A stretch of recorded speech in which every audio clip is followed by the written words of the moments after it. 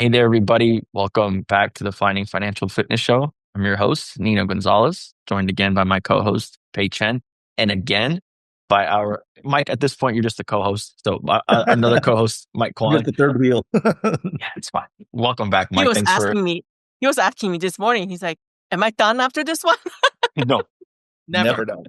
Mike. We could, like I've said, this podcast could just be Q&A with Mike, and just ask you so many questions about WC and income stacking, which that's actually what we're going to cover today. So again, if you haven't listened to or watched, I should say, on YouTube, the last two shows, please go ahead and do so because we went through the wonderful DIBS step-by-step guide slides that the two of them have created. We ran through them both and completely like just amazing information. And of course, naturally, we all love it. We're all doing it. We all believe it. But there's always going to be questions. I would say, maybe you guys can correct me if I'm wrong, but I would say that the amount of questions actually goes up the more you do it and the more you understand, as opposed to when you're first starting out. Because when you're first starting out, you have questions, but you maybe have like one or two questions. But then the more you start actually doing it and learning it and understanding it, then you start having more and more questions. We were literally talking, the three of us, for about 20 minutes before we even started the show, because I was just going over some of the questions I had questions about the original questions, which just led us into another tangent, and I had to like stop them because their brains obviously go so quick, and into the conversations we have. So I wanted to kind of bring that online to people because ultimately you'll probably on this episode hear questions that you probably didn't even think about asking. But I think the more you get answers, the more you'll solidify your belief in it. But I think at the end of the day, if you're just getting started, I think just getting your feet wet is the best way to learn. And if you're already doing this and maybe you're on year 2, year 3, or beyond when it comes to IBC policy renewals or income stacking, I think this will really dive into the durability and the longevity of it, which is something that me personally, I'm obsessed with right now, is looking at the longevity and durability of it. So, Mike, hey, y'all ready? I have something that I want to add to this piece or try to clarify because already the IBC community is such a small subset of the population doing IBC, practicing IBC in their lives. And then we have the other subset of population, the income stackers. Those are even like another, even maybe smaller group of people doing that. And then what Mike and I are trying to build our unique community is kind of like those people who are doing both and want to do both together, which is kind of, like a SEAL team, right? Like you have the people who are doing all these, but then we want to attract, I want to attract the 10%, because you know how like IBC community have always talked about building the 10%, which is great, which is what part of our mission is. But at the same time, we are here trying to find those 10% of people who have always thought this is possible, but just kind of couldn't find out how to do it or couldn't figure it out. So here we are. We have like a couple hundred people who are doing this with us together. We have like over 3 years of doing this. So we have some track record, so we can share like, those nuggets that we've learned all these years. Oh, Mike, how long do you have to pay? You're right. I want to reiterate that point because oftentimes the three of us and other people within our community, we tend to get so wrapped up in this that we forget that we are in a subset of a subset of a subset of a population. Like you're talking about like 0.0001% doing the combination of both. So understandably so, it not only is it novel, but it can become overwhelming. That's again why we wanted to ask those questions. I think the biggest thing the first question that I have, I'm going to prompt it, is the biggest thing that I realize is that when people get started in this, there's the 5 stages of learning. But I think the first stage is people are skeptical, but they don't know why they're skeptical. They're skeptical because it's so abnormal. They haven't found anything wrong with it. They're just so abnormal. It's so abnormal that they just don't understand it. The more they learn it, the more they understand it, they really, the velocity curve goes from like, this is kind of weird. This is kind of weird. Oh my God, I want to do this. Like there's no gradual buildup when it comes to this system. It goes from 0 to 100 very quick. And in that, I think some of I wouldn't call it a problem, but people very often overlook, okay, there's nothing wrong with this. This is perfect. This works for everybody. I'm going to tell everybody and their mother about this. So one of the questions that I wanted to start with is, what are the limitations to DIBS as a whole? And not only limitations that people might not even think about, because I know when you guys started doing it, when I started doing it, I didn't see anything wrong. I thought this was like, this is it. I've literally found a gold mine and that's it. And it wasn't until maybe months, sometimes even years, that I started having deeper questions. Not that they were bad. It's just I had this preconceived notion in my mind of how things were going to work, but then things got a little bit shifted. So let's talk a little bit about some limitations. Yeah, and I'll get right to the limitations, but I just want to add one piece what you Sure. said, as far as complexity and everything. There are stages to DIBS, right? Remember, we talked about it, and the first application is, fairly simple, where again, if you just use it as your bank, okay, a good IBC policy, that's pretty easy.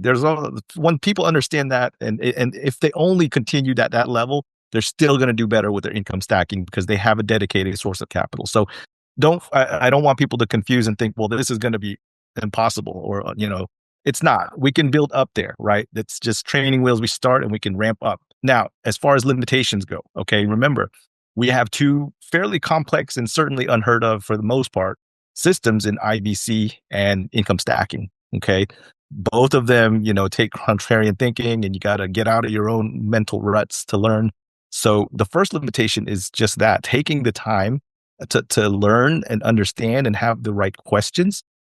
Because, Pei and I joke all the time, we have all these answers for questions that people don't have because it's never like been thought, to be asked. But so that's the first thing. It does take time to learn. This is not something that you can just, pick up, off at the store, plug and play, and you're set. No, it takes some, preparation, right? Reading, suggested readings like Nelson's book, my book might be great, and talking to other people, reaching out to people. If you have a community like ours that you can join, that's definitely going to fast track you in the learning process. But so that's one limitation, I would say. It takes a lot of learning, but it's worth it. I mean, it's free to do, but the investment's your time and attention. So I always say this is a full contact sport, right? It's not a set it and forget it kind of deal. You got to learn how to even set it up in the first place, get a good professional to work with like myself. But that's the first limitation. The other one, again, if you're talking infinite banking concept, this is based on permanent whole life insurance. It's life insurance, right? So, what we often overlook is the fact that you got to qualify for it, right? And it's not like going to the bank and submitting your credit report and income and stuff. This is life insurance. So they're going to look to insurability, right? And there's a whole podcast we talk about, if you're insurable, how much insurance you can get. But in a nutshell, that's another limitation potentially, right? If you're healthy, otherwise young, don't have any problems, that's fine. But that is a real thing for some folks. And then, down the line, I would say one limitation is the pace of, your income stacking system. It might be limited by the policy that you have. And I say policy because you can kind of solve for that by building more policies, by franchising. So that's a capacity issue, that may be a limitation if you only can have one policy. But those are the three main ones I would say that a lot of folks, kind of ask me about, but I think are certainly workable. Hey, what are your thoughts? Even we ourselves, in doing this, we have a small family. We have a limited number of people that we can buy these policies on. So we do see a cap. Some members in our community, they have large families, so they're able to keep it going all within the same, as far as like environment. But we know that we're going to cap out on that. Like if we revisit that 20-year map out was projection that I did, there's no way down the road in 20 years I can qualify or my daughter can qualify for a policy that's $800,000 premium. It's going to be a challenge. I'm not saying no way, but it's going to be a challenge, especially if you're stacking every 4 months at that number. To be fair, not everyone's crying, that they can't, get to, $300,000 a month of passive income. Okay. That's Think about Oh that. yeah, Just I mean, there are people let those who words are come out of your still mouth and have anyone hesitant else to hear buy that, the and they're first like one, happy. or even they have one and they're thinking that's one is enough, right? So I'm talking about the people who already have some experience with it. They understand. Remember my fundamental requirements for doing DIBS. You have to appreciate and love IBC. If you don't love and appreciate IBC, don't do it. I love it, Mike. You're like, yeah, I don't know if someone's gonna really want to focus in on making 300. And my questions, like my more advanced questions, I'm gonna get to, but talking about the 20-year outlook is there, and that's one of the questions, kind of along the lines of what's the end game. I know that question's going to branch off into a tree of questions, so I'm gonna hold off on that one. One of the questions that I think people often ask as well is, where will the money come from? I think you guys did a really good job on the last two episodes, kind of giving options of where people can, well, they can continue to fund specifically the premiums, right? But going back into what DIBS is, when we're talking about funnel, we're funneling the income stacking and life insurance into one. So right off the bat, if you can't come up with new money to fund premiums, because I think that, Mike, correct me if I'm wrong, but that's typically a big question people ask when they're just doing IBC and they realize, okay, well, I have a premium to pay the first year, but I need to do it for 4 years. But I think we have this lever over here, as you've mentioned, that we can pull when it comes to the income stacking to leverage the line of credit. So can you just briefly touch on that concern that some people might have of where's the money going to come from? Yeah, so I think that's a great question, and there's two ways to kind of ask that question in a more nuanced fashion, right? Think about you got to start where you are, and that's true for anybody, right? But two questions I would always ask my people if I talk to them, and first of all, what is your cash flow? Do you have a positive cash flow situation where you're at least financially stable enough that you can present something to contribute to the system to begin with, right? And the other is, do you have any, well, dry powder or any savings or some type of money that you might be able to easily access and kick off a policy with, right? Not to say if you don't, that we couldn't come up with other ways, but that's part of what we do at LSL, looking at your financial situation, looking at your cash flows, your debt flow, to find out how we can better capitalize on some inefficiencies maybe that you have in your system and find new money that you didn't even know you had, right? Because it's locked up somewhere or it's flowing some other place. But certainly, where does that money come from? Yeah, the first year might be easy, like you said. Second and third years, again, if you understand the income stacking, that's already kind of pre-solved for you. You know that there's a way that you can fund those. But goes back to education. You got to understand what we're talking about before it kind of makes sense. So, and we talked about new money last time when we mentioned or used the term new money. It's not like you have to go out there and find, drive Uber or whatever. You don't have to do that because the new money happens already just by you naturally being alive and earning an income. You have new money coming in on a monthly basis. It just happens, before you build a system of IBC, your new money just kind of flows right through your fingers. Right. It comes in and it goes out. We're only just helping people create a temporary stop of that new money in for 2 weeks, right? And then you can flow out. And so that's kind of part of that understanding of where the new money is going to come from. And of course, if you're income stacking every 3 to 4 months or so, you have access to new money because you are stacking. So that's why DIBS it naturally is something that you have to continue to stack. If you stop stacking, then you are going to kind of run into the cash flow issue because your money is no longer moving when you're not stacking. So now if you have policies and you stop stacking, now you really got to be strategic with, okay, where's that new money going to come from? Am I going to redirect my income through this? Am I going to look at, some of my, money stored under the mattress? Because we run into this all the time. People tell us like, oh, okay, this is what I have, this is what I can start with. And then they start stacking and then they start their policies. And all of a sudden they have $20,000 sitting there that they didn't reveal at the initial meeting, right? They're like, oh yeah, I forgot about that money. So we did the same thing too when we first started, right? We were conservative. When you're meeting a new, set of people or folks and you're, trying to learn a new situation or like IBC, you're going to be guarded, and that's human nature, and that's okay. So often what happens, what Pei is referring to is the fact that as you start learning more and more and understanding all the benefits that can accrue to you and your family and system, you're like, oh my gosh, you get motivated. And when all of a sudden motivation, lines up with the opportunity, oh, new money, just all of a sudden, I'm like, no, you had this all along. You just didn't think about it because it wasn't, so you weren't so motivated to get this money working. So, or it could be in a security blanket type situation, right? Absolutely. Where, hey, Absolutely. this is my money that I saved 10 years in this savings account. I'm not going to let you know about it because I need that money as a, secret pot that I need to dip into in case of emergency.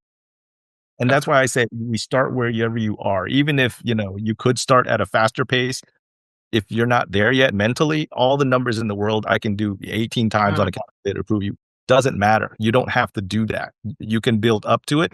And that just takes time and comfort, with the process.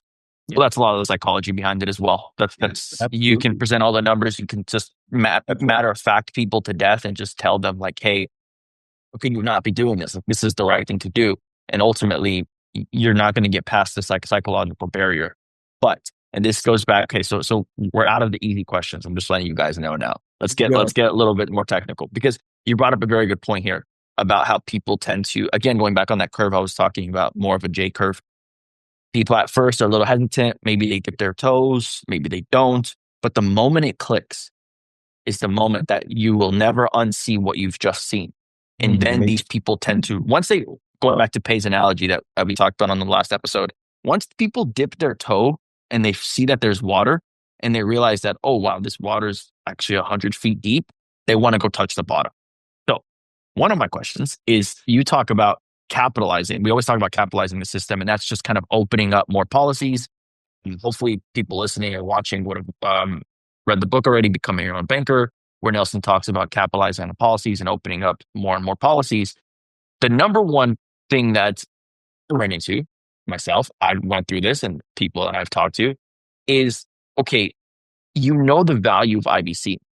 And there's the thing with income stacking, you're only limited, and I say limited loosely, but your biggest limitation is your income when it comes to your income stacking. How big your stack size is all related to how much money, how much cash flow you have at the end of the month.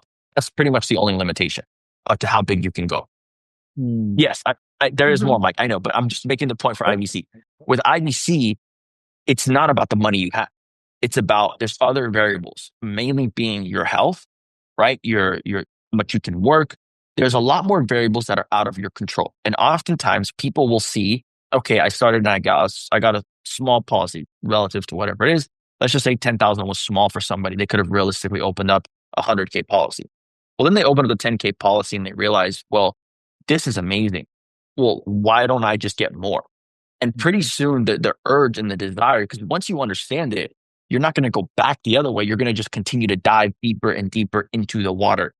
So how do you, and I'm not going to ask Pei this question, I'm going to specifically ask you, Mike, this question. And for people who know Pei, you know why I'm not asking him this. How do you limit's not the right word, but how do you discuss with people a proper strategy on opening up multiple policies of when to do it, how to do it? Because I know Pei and I know myself, we would just say, open up all the policies, max out your human life value in 6 months, because your health is your limiting factor. You're only as healthy as you are now. There's that argument, but I want to hear from an IBC coach's perspective. Sure. Wow, great question. And you weren't kidding. This is the hard hitting stuff. It goes back to, having an open and honest line of communication, obviously with, the client, but really even for the client and themselves and their spouse and, their family and their situation. Because you're right. A lot of times, someone will open a policy and they realize, oh man, I went too small. That's probably the number one regret, honestly, for a lot of folks. Like, man, I wish I'd gone bigger, or I started younger. That you can't affect. But then I would ask them what their goals are, right? We talk about goals, and this isn't something set in stone from the first conversation. Obviously, each year, I mean, literally, they could change, right? As your needs change, as life circumstances change. Maybe you have another child or something, and all of a sudden, the shifts in vacation. I want money to spend and have fun with all shifts to longer term. So your constant needs analysis is going to drive that conversation because as you build out your policy, and just to be fair, right, capitalizing a policy to get the verbiage exact, we're talking about funding a policy typically for that first 4 years. I know you said capitalizing is building more system. We call that franchising, right? So just nice. Correct. Yep, no problem. So that being the case, when do we feel it's appropriate for someone to franchise? Because a lot of times, and I see it all the time, you see this FOMO, right? We've had that in other conversations, fear of missing out. And while it's great that in our community, we're exposing everyone to each other's experiences, good, bad, and the ugly, and the wins are amazing, But what invariably happens, and it's a side effect, I guess, that people are like, wow, look at what this person's doing with all their policies, whatever. They're like, oh man, I only have one. I feel like I'm missing out. And they rush headlong, into jumping into, their second or third policy, going way bigger than they need to, right? Because remember, your needs should come first. With what you want, we can work with. So sometimes it's a matter of pulling them back a little bit off that ledge, especially if, you have to remember these policies. You're right, Nino. They're never going to be cheaper than, your age today, right? And you're blessed, you're young and healthy and everything. Not everyone is. But at the same time, they'll grow as well. Even if you wait until, it's more appropriate for you to get another policy, just know that first one, it's going to be bigger than it was last year. And by the time you start the next one, each of them are going to be growing every year. So I always, caution people, like, don't let, FOMO get ahead of you or. But I don't. There's got to be a plan. I mean, that's it, sir. That's right. Sure. Yeah. And the plan is going to be based on what they're looking for to do, right? Because it's easy to say, well, I just want to build my, income stacking as fast as possible and everything. But even if you're building it alongside with your income stacking, you're growing that. People think that four stacks is so awesome. 4 stacks is a year. It's a year's time, right? So you really have to think about the pacing of you adding new policies into the system. You don't, by adding them all on day one, if you're just trying to, let's say, for example, you're still in the DIBS 1.0 level where you're thinking about, I'm going to be stacking at $500,000 soon or down the line. So I need to build a line of credit of $500,000. Go back and look at the spreadsheet. That might take someone on a normal cash flow basis 15 years, 13 years to get there. So do you need to rush to get all 10 of your policies in day one? No, you can space it out, every other year or so. And that way your money then can flow through these policies as they mature. And it's actually always good to have it kind of staggered a little bit. And that's another consideration, right? As well as, how soon should we open the next or the next? Well, let's figure out, the timing throughout your calendar year of when these anniversaries would fall, right? So that you don't get caught up all in the first quarter with like 4 premiums all due in 1 month. That's a lot of stress unnecessarily, right? If you could just split them out, so it's at least 2 or 3 quarters that this money flows, you still get the same dollars in through your system, but because we did it the smart, planned way, much easier to flow and be accessible to you again. Yeah. So I think that you mentioned FOMO, and I do think that there is a subset of people that run into FOMO. But I think going back to kind of the prompt and the question of the fact of when people understand it, right? When they have a conversation with you, Mike, when you're sitting down and you show them, like we did on the last episode where you showed us a breakdown of a policy illustration, right? Yeah. And once you look at, year 10, year 20, and just beyond, it's so hard to unsee that again. If you're treating it as an ATM, I think Mike and Pei, you both teach it so well. If you're treating it as an ATM, the counter to that, like my natural gut instinct is if it works with 10,000, it's going to work with 100,000 and it's going to work with 1 million. So my natural instinct, and I think other people who are coming into this and learning it, and once it clicks with them, well, they're going to say, hold on a second. If that's going to happen in 15, 20 years, already on the one policy. If I open up more policies sooner and faster, I'm just going to speed that up even faster. Even if that means, because again, you're going to be limited by your human life value. And we won't necessarily need to go into the technicalities of that, but just knowing that more than likely, beyond their first policy, they have room to get more policies. So why talk to me 3 years ago, Mike? Why would someone like me coming to you and say, hey, I want to get 7 policies in the next 6 months because I have the cash, I have the health, and I'll kind of kick the can down the road and figure out how I'll pay the premiums later. I just know the value of it. Well, to be fair, that's a very rare situation you presented me. Is it though?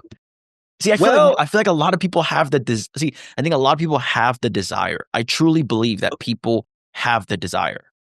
No. And they do. But at the same time, on the flip side of that same coin, there's always that looming fear of, okay, it's like, now what, right? You got it all open. How do I continue to pay for it?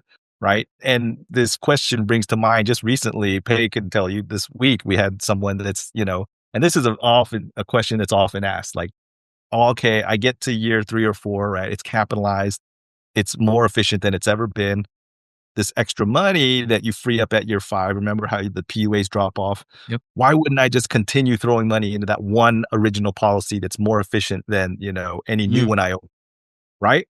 And that seems to you probably that's absurd, right? Why wouldn't you want a second and third and fourth policy? But to a lot of people, believe it or not, they're still there in that mentality where, if I start a new one, it's going to be less efficient than my original. So why wouldn't I continue eating that? And I'm like, I go back to the McDonald's analogy. You open that location and you have the second. But believe me, that is a real mental block.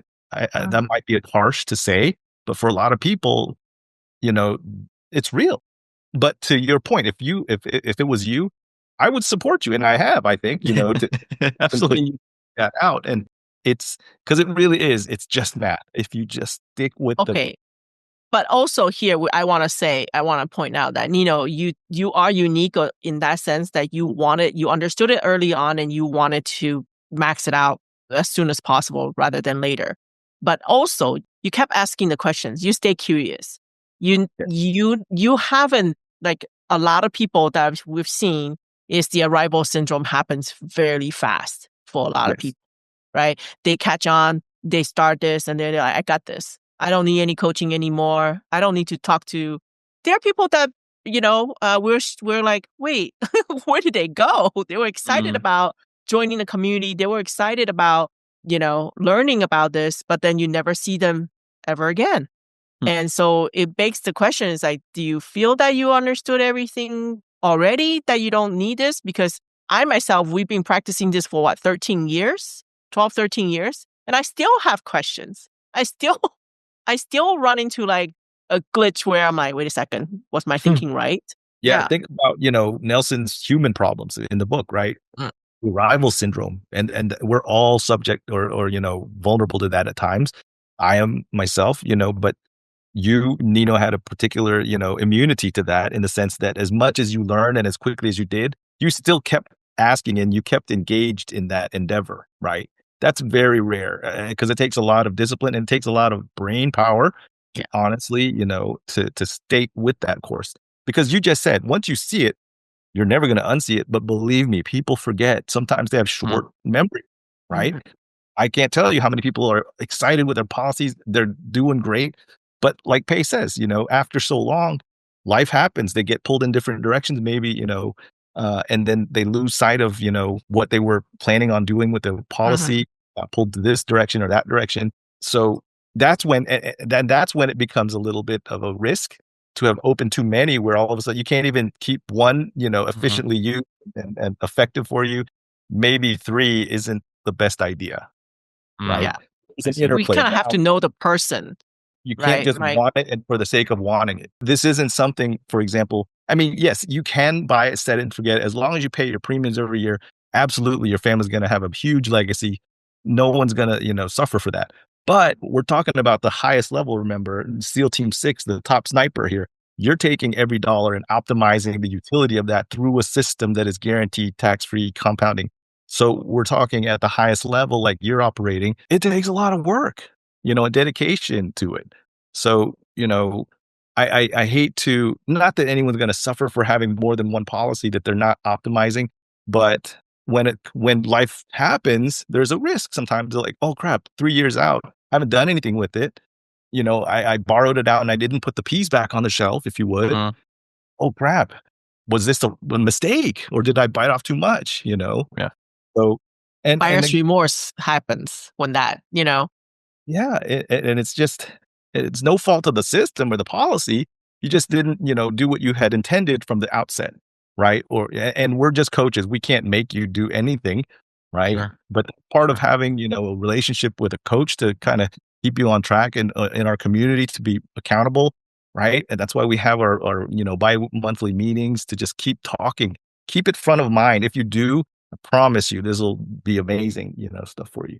But I think that's very well said, and I think it speaks to, Mike, from a coaching perspective, what you have to offer and what people I think should be taking advantage of for sure. Because having that, it's almost like a safety net that you're not alone, right? You're not doing this. You're not going on this journey alone. You have support, and not only within the community, but to me, more importantly, having access to you and Pei, who are willing to come on a podcast and just talk to people about it, and one-on-one schedule a call, and understand that people's lives change year to year. I mean, we're talking right now, I think just the three of us, even on every 3 months or every 6 months, like our goals, our mindset shifts, and accordingly, we adjust our policies, we adjust our stacking size based on what's going on at that time, how investments are performing or not performing, or just how our lifestyle has changed and how we want to adapt. So I think that's where the coaching piece, I think, is probably the most fundamental thing to all of this. And I think the number one answer to a lot of the questions that people have, whether it's questions I've talked about right now or questions that people have, the number one answer to everything is coaching. I really do believe that. Although Mike or Pei, you guys might not have all of the answers, you can steer people in the direction to then ask themselves the right questions and to help them adapt and grow. So that, to me, I think, is the most important thing. So you both mentioned actually something that I do want to discuss, because it goes kind of in this same philosophy of flowing money through our policies. I think that's the term that both of you have used. I think I've used that before. I know the answer to this question is always going to be coaching and strategy, but going above and beyond that too. Okay, before we jumped on, you guys gave me kind of a really good outlook of, okay, year one, what's a way, not the best way, but what's a way to open up that policy if I don't have any cash? Well, teriyaki, right? And we talked about teriyaki on the first episode of this 3-part series that we did. So 2 episodes ago. Okay, well, year 2, how do I pay my premium on year 2? Because year 1, great, I did the teriyaki method and I'm able to do that. Let's talk about a plan for that. Year 2, because year 1 we already covered. Year 2, year 3, and year 4, we have the PUA and the base, right? You talked about year 5, the base, the PUA falls off, and we're just responsible for the base. But let's even talk about paying the base ongoing in this ecosystem of also having our stacking process, our income stacking going on. How does that look like? Okay. First thing first, right? Remember, that given, the option, you always want to pay your premiums with, and again, new money is what I call it, right? Any new dollars. And again, let me just clarify what new dollars are. New dollars come into your system every month, right? Through your paycheck, through your passive income, whatever. These are dollars that come in and typically land in your checking account, savings account. And then you use that money to pay your bills out of, right? For food, for rent, whatever bills. That's new money, right? Nelson talked about this, where ultimately you want those new dollars to flow through your system first before you pay out, your bills. And in that way, you capture that value and you continue to perpetuate the growth within your system and control. Okay, a lot of words there. But my first premise is, when possible, if you have new money for the second year premium, that's ideal. That's first. Now, sometimes though, okay, you run into a pinch, right?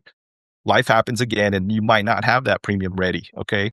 What you do have though, if you're doing the income stacking, is another stack coming up, okay? So this is where we talk about an option where you can take another stack, okay? This is 12 months later from the first, Okay, it doesn't have to be the immediate, next one. It could be the third or fourth one after, depending on your pace. But another stack can always, and I say this, not just second year, but at any time, be used to satisfy the annual premium. Okay, at the very least. And we're talking the full base, the full PUA. Well, how am I so sure? Well, if that stack 12 months ago was sufficient to pay for to kick off the teriyaki policy, right? Maybe it's 10K. What's the likelihood that you're going to have a 10K size policy or stack, if not bigger, after 12 months? It might even be bigger than that, but just keep it conservatively. That second year is going to require the same capital as the first year. But my point is, at year 2, you could simply time out another stack to pay for and get you another 12 months down the road, another 90% of available additional cash value to work with. Now that brings to the next problem or issue. Well, wait, doesn't that increase the load upon that now 2-year-old policy? Yes. Instead of just that one stacks, 3.3% or 3.5% monthly draw, right? And the cash value flow of fast burning fuel or whatever you would call it. Now if you're doing the second year the same way, that's going to be 7% now, isn't it? Right? Or $700. It'll be double. Okay, double the monthly. So the question is, well, can the policy sustain that? Absolutely, it can. And we've done podcasts before showing that. And so right there, even if you can't pay for the first 2 years, if you have your system running and and you're tracking it, and that's key. We're not doing this willy-nilly. You got to be diligent and track it and know where the money's flowing and control that. You can have 2 years paid for, by your system, your stacking system, and have a, halfway capitalized policy for it. And the system benefits why? You have a faster flow of those monthly, passive income out of the policy that's guaranteed, tax-free, and continues to grow. And the most important part of the stacking is the consistent payment. It's not about getting the highest payment. It's about the most consistent payment that won't go away. Yeah. So to that point, right? When we introduced this idea that, wait, even my second year could be taken care of with my stacking. Yes. The immediate, or the second or third, reaction was all of a sudden, well, why wouldn't I just take all that 90% of additional and divide it by 12 months and then max draw it out, right? So instead of the 3.3% or 3.5%, they're going up to like 5% or something crazy like that. Okay. Yes, mathematically that might be possible, but we never said that that's something you should do. Okay. You want more, that's fine, but you get too much and you could risk being greedy. You're redlining your system for that. And it's just unnecessary, right? Like Nelson said, how should we judge our progress? By how everyone else is doing. Right. So you can just do even better than, whatever the prevailing investment may be. Okay. Or match it. If you can match it, but guarantee that it's 36 months, you're already winning. You don't need to double it all of a sudden to take it to that level. And then all of a sudden at year 3 of your policy, like, what did I do? Well, you didn't follow instructions, right? You went a little greedy. And it's a short-sighted move when you do that. And it's short-sighted. Remember Nelson's number one, rule, think long-term. Right? These policies are permanent assets. You're going to treat them, with that respect in mind. Sure, we can, capitalize it and take advantage early on of what it provides, adding extra liquidity and faster, fuel. But at the same time, let's not abuse it. Yeah. And I think the conversation when it comes to doing this always tends to be, how do I do this faster? And rarely, I think people now are getting a little more mature in the system that they're starting to rethink their thinking. And instead of focusing on the faster, the long-term longevity of the system is even more important than the fast growth early on. You hear all the time about, how do I go faster? How about something that possibly more important? How do I do this safer? Sustainable. More consistently and regularly. And in a way that I can count on and virtually guarantee my success. Isn't that more important than the speed? I think so, by my training. I think it's important that I share kind of my experience with this, because I think people oftentimes, and there's going to be some people listening, there's going to be people who know me personally who know the aggressive nature of what I did. Because when I hear this now, I fully resonate with it. But me 3 years ago hearing this is like, come on, we could do this a little bit better. Like, what do you mean I'm going to fund? Like, if I'm going to amortize the note to myself at, you say 3.3% a month, but that's return of principal over the course of 3 years, it's almost an 8% return. Well, it's very tempting. It's very tempting when you go out into the open marketplace and you see returns offering 10, 20, 30% a year to just say, hold on, why would I use my IBC policy to pay me 8% over 3 years when I can easily make that up in under 1 year with an investment that I'm finding somewhere else? I'm going to go make 20% really quickly, get my principal back, and I'm going to park it back in my policy, and boom, I don't only just have my savings for the next 3 years, but I've doubled my money in that way. And that was my original, me personally, that was my original take on it. And not to say you can't do it, it's just understand what the other side looks like. Mike, you mentioned a very good word there, and I think that word is greed. Because what happens when you make that 20%?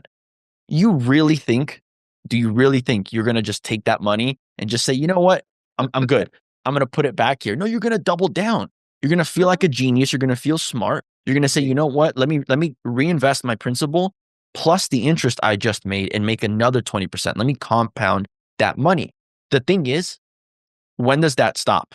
And if you're not strategic about it, very quickly, if that investment goes bust, what happens? Now, you're still on the hook. You could have just very easily played it safe, sustainable, guaranteed. I cannot emphasize this word enough, guaranteed in your policy versus something that's not guaranteed.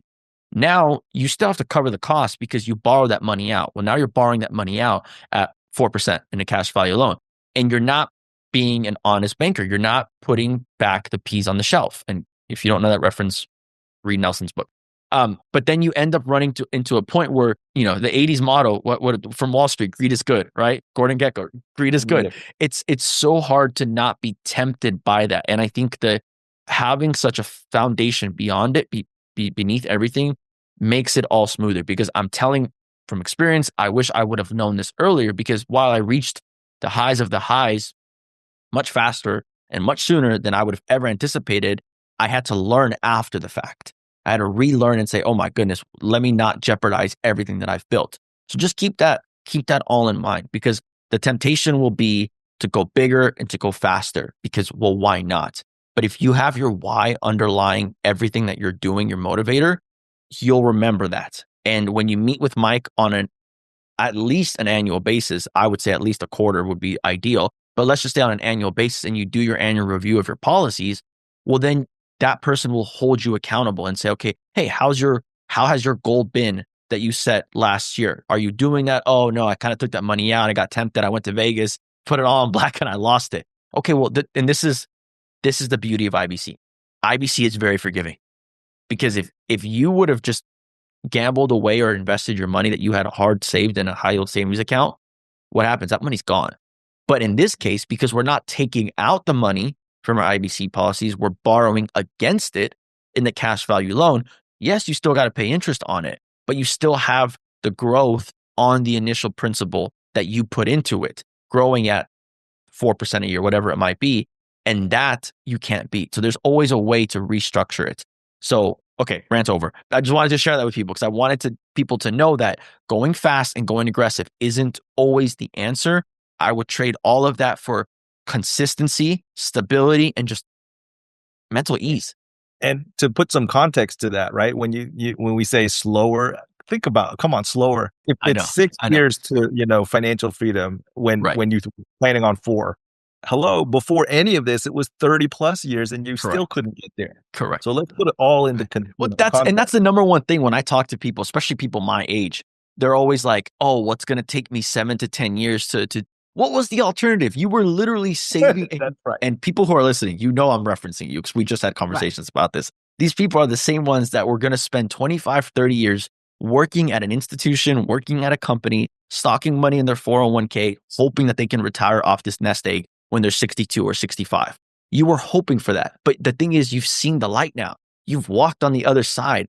And now you almost feel guilty and feel bad about yourself. Like, why didn't I do this sooner? So yes, while it might not take 7 years, or it might take the better part of 10 years. Well, again, look at what you have to look at the big picture. Always Always. look at the big picture. And this kind of goes back to the debate that I get involved in, which is it better, right, in running the velocity banking or IBC, is it better to use the money to pay down debt or to invest? And I have always been the camp of forget about debt, don't worry about it. Let's just invest and use the passive income from the investment to go and now pay for my doodads, right? Which is great in theory, because remember our 20-year projection. In that 20-year projection, to get to the big number, did any of my stacks fall off? No. Did any of my stacks short me a month? No. So, but in real life, are all your investments 100% going to pay as promised? We know this answer already. No.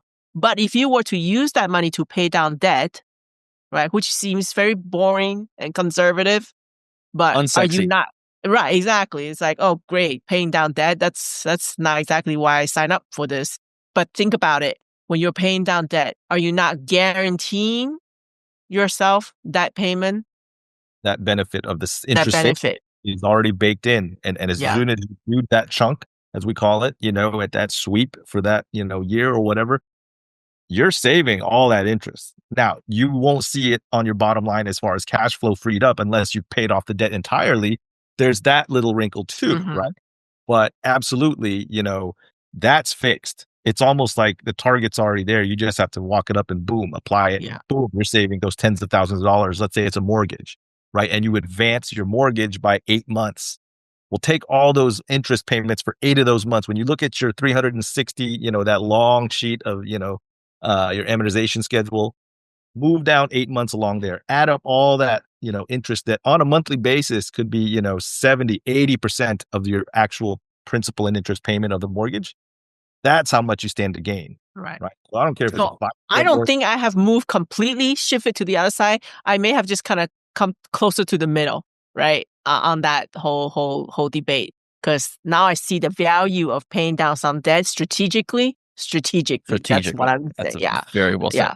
Yeah. And then being a little bit more mindful and conservative on the investment side, because I want to get into something that is more, no investments guaranteed, but I want to get into investment that's much more likely to pay out. Yeah. Rather than taking a higher risk. And people also make the, sometimes, inaccurate assumption that your dollars can only go in one or the other direction, right? Where, yeah, it's a fair question. Should I focus on paying off debt or should I focus on building up passive income, right?